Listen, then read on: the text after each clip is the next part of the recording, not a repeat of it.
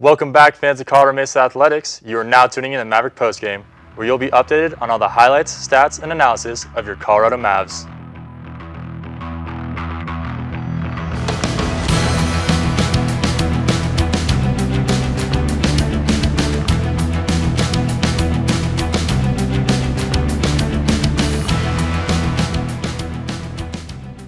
Hello everyone, I'm Ryan Biller.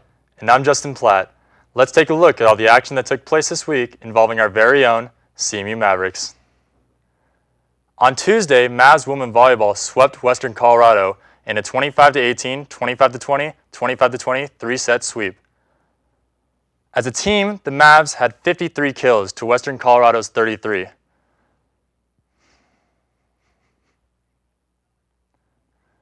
The Griffiths had a .196 hitting percentage, had 38 points, 1 ace, 4 blocks, and 3 assists. The Mavericks had 53 kills, a .298 hitting percentage, 59.5 points, 2 aces, 4 blocks, and 51 assists. Then on Friday, the Mavs overcame a shaky start and put up some big numbers in a 24-26, 25-16, 25-17, 25-17 four-set Rocky Mountain Athletic Conference win over the Westminster College Griffins in the Mavericks home opener. The Mavericks, who improved to 7-5 overall and 3-1 in RMAC with the win, had 4 players in double figures for kills and had a wide 65-36 advantage over the Griffins in that category, to the delight of a large and amped crowd of more than 800. Cassie Guilford led the Mavericks with 16 kills while hitting an impressive .469. Right side hitters Ashton Reese and Miranda Thelis also put up career highs of 13 and 12 kills respectively, while Camille Smith put down 12. Smith also had a part in a match-high 5 blocks in the middle. In the fourth and final set of the night, it was tight early on before the Mavericks went on to an 8-2 run to build a 15-7 advantage while cruising to the eventual victory. The Mavericks remained home Saturday and stayed hot in a tilt against Dixie State University, crushing them in a 25-19, 25-21, 27-25 three-set sweep. All-American middles Cassie Guilford and Camille Smith combined for 27 kills and 8 blocks, while hitting a combined .457 clip to help the Mavs secure a win over former conference co-leading Dixie State. Guilford had 15 kills and 5 blocks while hitting a .462, while Smith had 12 kills on a .450 hitting and added 3 blocks in the match.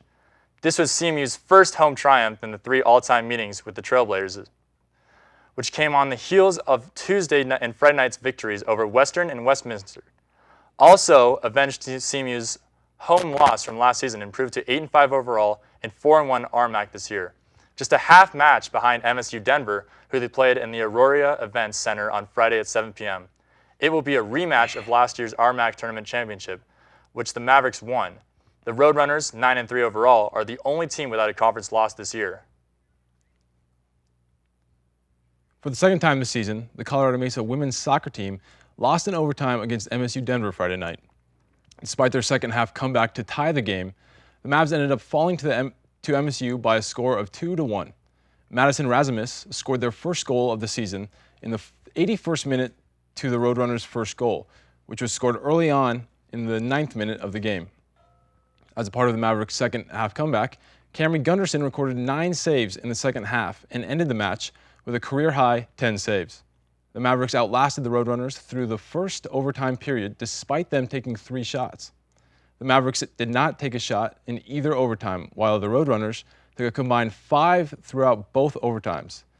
The Mavericks were outshot 23-8 and recorded 3 shots on goal, while the Roadrunners recorded 12 shots on goal.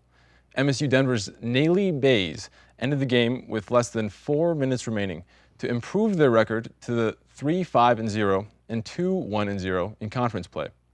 The Mavericks then faced number 2 UCCS on Sunday, falling to the nationally ranked Mountain Lions 2-0.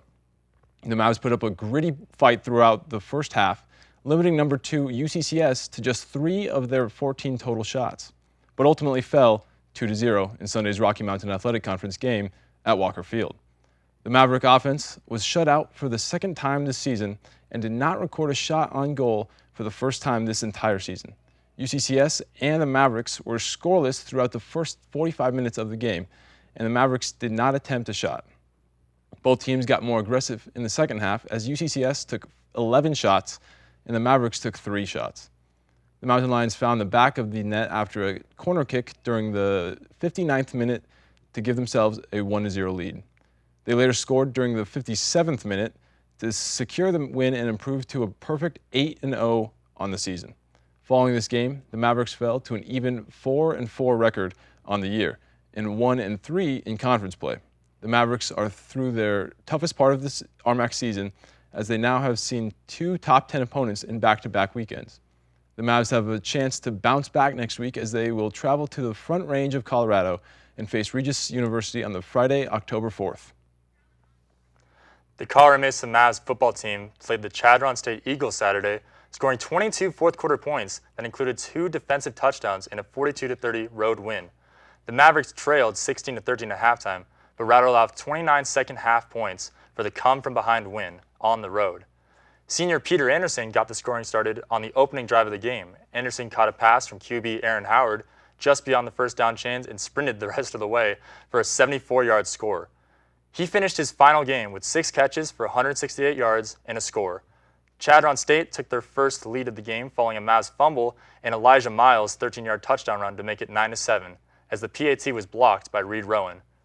Colorado Mesa regained the lead on the first 2 of Lucas Ruiz-Diaz's field goals in the game.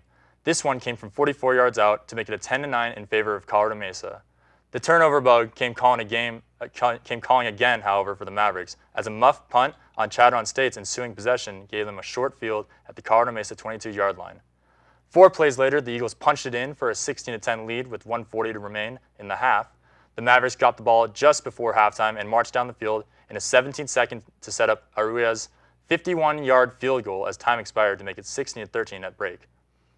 The Mavericks and Eagles traded touchdowns in the third quarter. Hayden Bollinger replaced Aaron Howard, who was removed after an injury, and scored a 3-yard run for the Mavericks. Bollinger hooked up with Dagan Ranks for a 25-yard score. Ranks took the pass and went down the sidelines and was upended heading into the end zone for the score to give the Mavericks a 27-23 lead. They wouldn't relinquish it. Then it was the defense's turn to get in on the action. As Chadron State's next drive, sophomore Nick Ciccio intercepted a Dalton Holst pass and returned it 34 yards for the pick 6. Chadron State made a late push and cut the lead to 35-30 with 1:39 remaining in the game. However, with 33 seconds remaining, freshman Justin White intercepted a Holst pass and returned it 33 yards to the house. It was the freshman's first collegiate interception and sealed the Maverick win. The Mavericks, now 2-2, scored 42-30, totaling 469 yards, 269 passing yards, 200 rushing yards, and had only 5 penalties for 25 yards, along with 28 first downs. The Mavericks, now 2-2 and 2-1 in RMAC, will return home next weekend to take on the Colorado School of Mine Ore Diggers at Stalker Stadium. After the game, I had the great pleasure of interviewing CMU starting quarterback Aaron Howard in our very first Mav postgame one-on-one. It's good, man. How you doing, man? Good, man. Thank you for doing this. Anytime. All right. How you doing this fine day? It's good. Nice morning, a little cold. All right, man. Before we get, here at Mav Postgame, we like to know more than just the player on the field. We like to know the person behind the pads. So tell us a little bit about yourself. What do you like to do for fun besides football? Where are you from? What's your major? Who is Aaron Howard?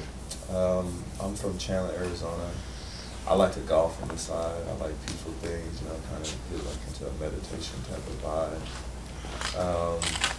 My major is business finance, but I'm also thinking about going into business law to deal with contracts and stuff like that. So when I do make it big or have any investments, I know what to do with my money. Cool, man.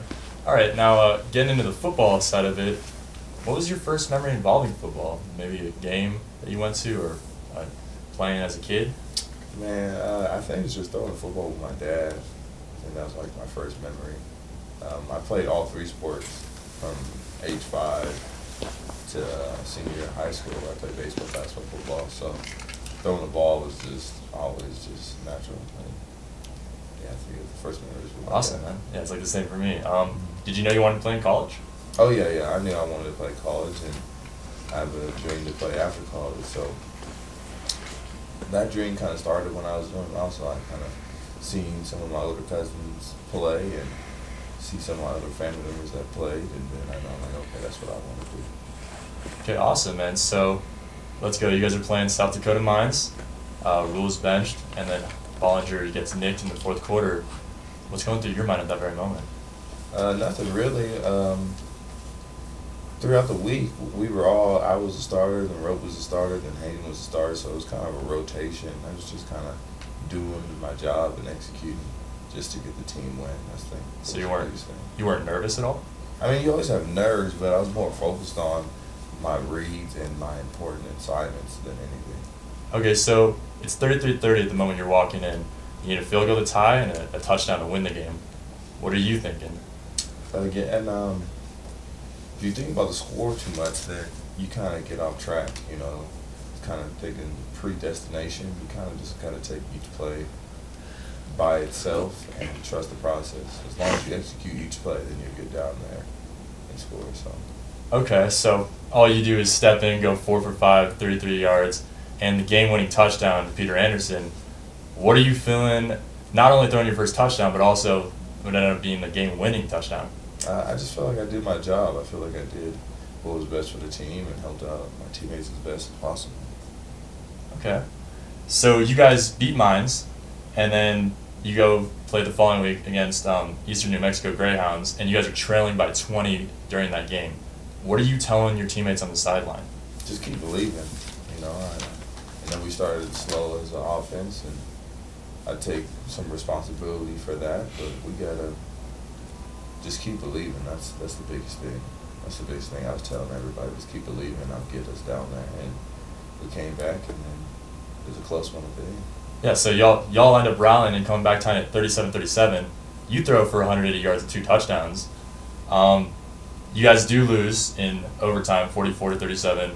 What do you guys think you learned as a team from this loss?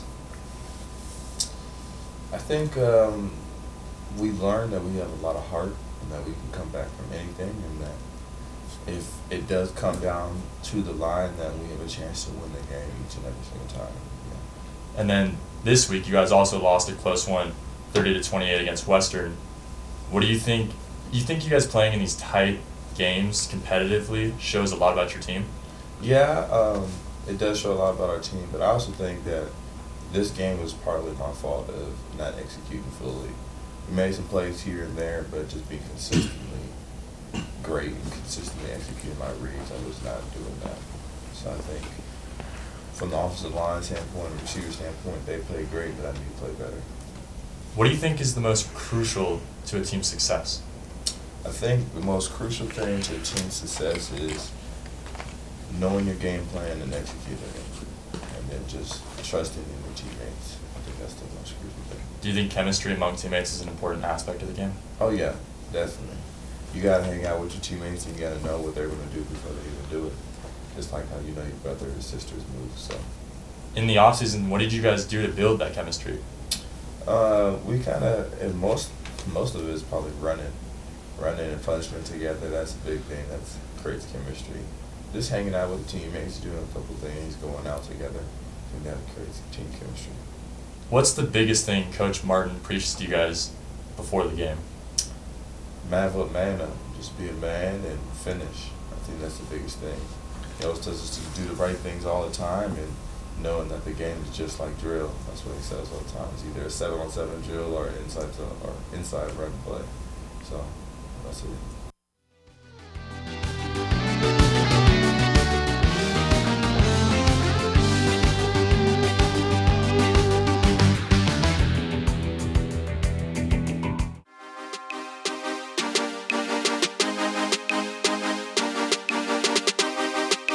What's up, guys? I'm back with Aaron Howard. We're here on the field. Going to do a quick game of crossbar. We're going to start at different yardage, and the first to hit 3 shots on the crossbar wins.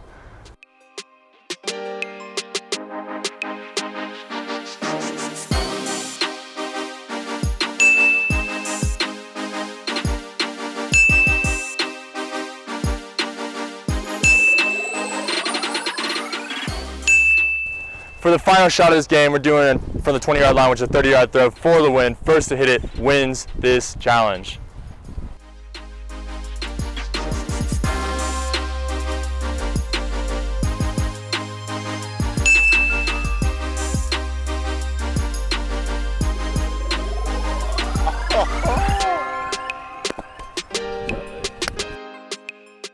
All right, last question. What do you think the limits are for this team this year?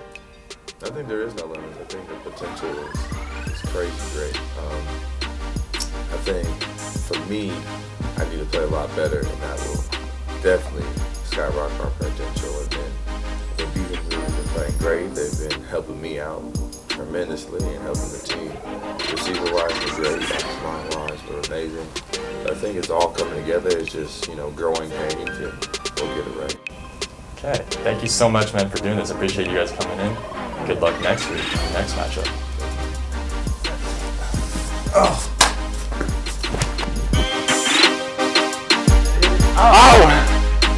All right. That means I get to be starting quarterback next week. That was so much fun. Thank you again to Aaron Howard for doing the interview. And thank you all so much at home for watching this week's edition of Maverick Postgame. Join us again next week for more coverage of your CMU Mavericks. I'm your host, Justin Platt. And I'm Ryan Biller. And have yourselves a amazing day.